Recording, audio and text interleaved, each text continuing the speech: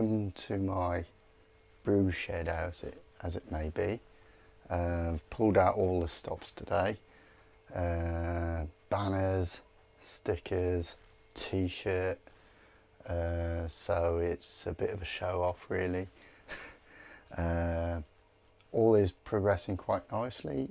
Got a American IPA that is fermenting, and done some tweaks and adjustments to that to make it even better than the last iteration of that beer. So all in all, it's going quite well. I was a bit worried that it had really missed the mark in its final gravity, and luckily the Brewfather app that I use is really detailed. So when I started going through some of the fermentation details and what went into that, I could pretty quickly see that I'd probably overestimated the attenuation of the yeast. Got that adjusted down and really sort of got that to the level where it needed to be. I'd done a fast ferment test, so I knew it could go fairly low. It was a VLP 007 English dry, so it does ferment pretty well, but I've seen that my results with a normal American Pale Ale are in the high 70s. This was mashed at 70 degrees, so it's not got that much fermentables, but hit the OGs, everything was spot on like that. And I just basically adjusted down the attenuation. It was way high, it was up in the 85% range, which is way over what I've seen it do as well.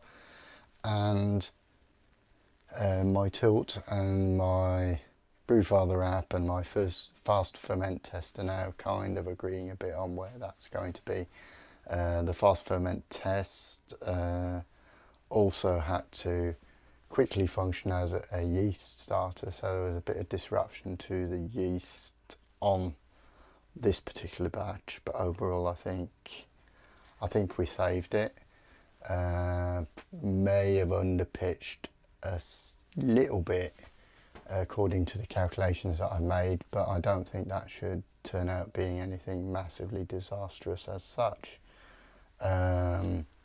It has pretty much stopped bubbling here in the fermenter. I closed it just to see what was going on, and there was a considerable build up here, I can tell. So now I'm just going to release the pressure off it. Quite a lot of foam from the overflow valve. This needs to let out considerable amount of steam. One of the things you learn pretty quickly to have lying around in the brew house is a little bucket. I use a 10 litre bucket because it's nice and small when you have your microfiber cloths, so you can wipe up any star sand mess or whatever you've got that's fouling up your system. And I see that I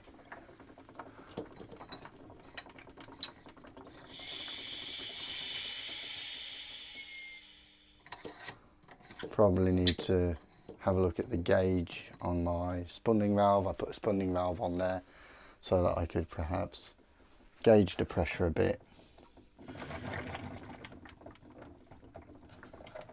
Now it's pretty much happy, and I can really see that this has had considerable build up. You see the specific gravity yo-yo a bit with pressure, which is quite interesting to see how that yeast actually starts tuning its fermentation quite differently. We'll see where that slows down to. It was about 10-19. I would have loved to see this go down 2 or 3 points. The FFT fast ferment tests showed me roughly about 1.017, 16 somewhere. It's quite tricky with the hydrometers to get that 100% accurate. So we are very close to where we want it to be. I've got the control where I've had a beer and basically just let it do its thing. You can see the yeast has flocked out on the bottom. There's the foaming on the top. So this is mimicking the fermentation, and what that allows me to do, it's more or less, it's 23.5 here, 21 degrees in the fermenter. It's actually quite high. The primary fermentation was done at 18 and I've ramped that up at day 5. We're now at day 9. So tomorrow evening we're going to be dry hopping, and I have a little bit of expectations that the roughly 70 grams of hops are going to actually help that beer attenuate another couple of points. It's a phenomenon called hop creep, where when you dry hop in the fermenter, that the compounds in the hops actually break down some of the complex sugars, and the yeast is of course there, so they're going, oh, dinner, and they'll then ferment that, and you'll have a little bit of a reactivation of the yeast, which is for this beer would be, I think, really good, and something that I'm kind of hoping for. It won't be, it's only a matter of a point or two, so we're pretty much there. Everything has followed schedule, so by and large I'm really looking forward to seeing where if this iteration of the American IPA called Badass IPA is actually going to pan out the way that it was intended. I'm going to take it. And the fun thing is, even though all the gas has been released here, both from the spunning valve and from the closed valve that I have on the fermenter itself, it's actually still plopping away there. I'm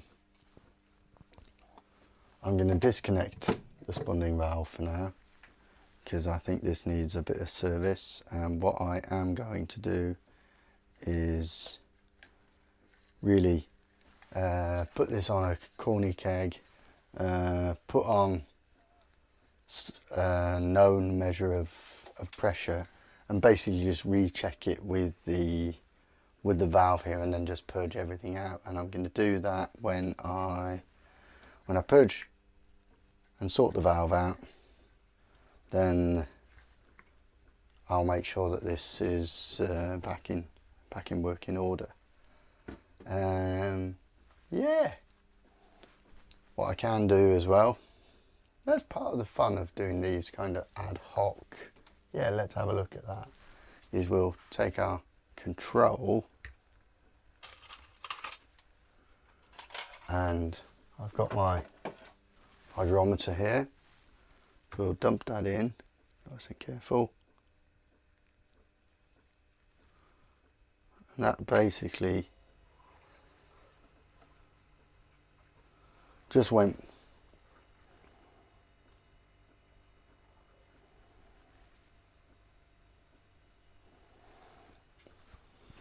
and this is actually really cool. So I'm going to give that a little bit of a spin so it can get off its marker.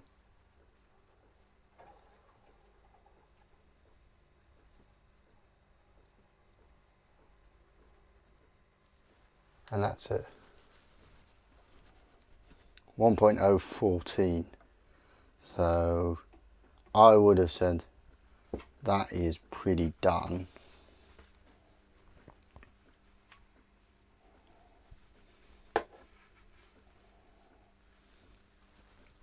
Give that a little always have a little spray can of sanitizer around the place. Just, again, it's one of those good brewing practices. You can wipe off your hydrometer.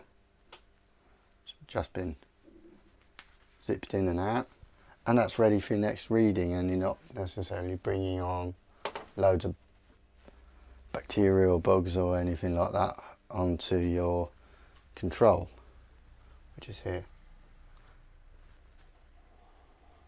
It smells, without the dry hop, really promising. It's got this sweetness to it due to the high mash temperature. So I think this is definitely going to be, I'm going to be quite excited when we get as far as to actually putting our lips around this, so to speak. That is interesting how much that's built up over a couple of days.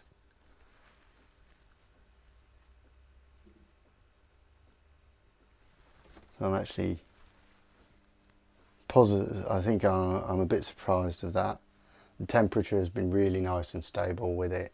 It's been behaving really well. The fermentation is nice and it's got a nice slope to it. Nothing so like dramatic where the yeast went absolutely apeshit and then went to sleep. So for me, it had a reasonable lag time of about 12-13 hours, which is perfect. So yeah, I'm really looking forward to see how this pans out. Now, one of the things that I'm going to also do is I'm going to see if I can draw out, now that I know this has the ability to ferment out pretty strongly, I think we're just going to say thanks to the control and really just get that out and draw a new sample, remeasure that and make sure that the tilt is on, not on the fritzing anyway. So I'm just going to nip out and get rid of this, clean this one out, and this is going to be one of those fast tests. Going outside is not a problem. I've got a new toy for doing these videos. It's a wireless lavalier mic from Sennheiser. Really easy to use. App on my phone which I'm recording with, and it's just super smooth and it allows me full freedom of moving around, and there's unlimited range on this, so you can see me going outside, out of picture, and yeah, I say I've got to give this a little rinse before we carry on, so I'm going to do that. I'm going to leave you, and hopefully we'll have some editing to do on this one, I think, and hopefully I'll catch you later. Thanks for watching. Subscribe. Check us out on Instagram as well. We post quite a lot of photos there, and love to see your support. Bye.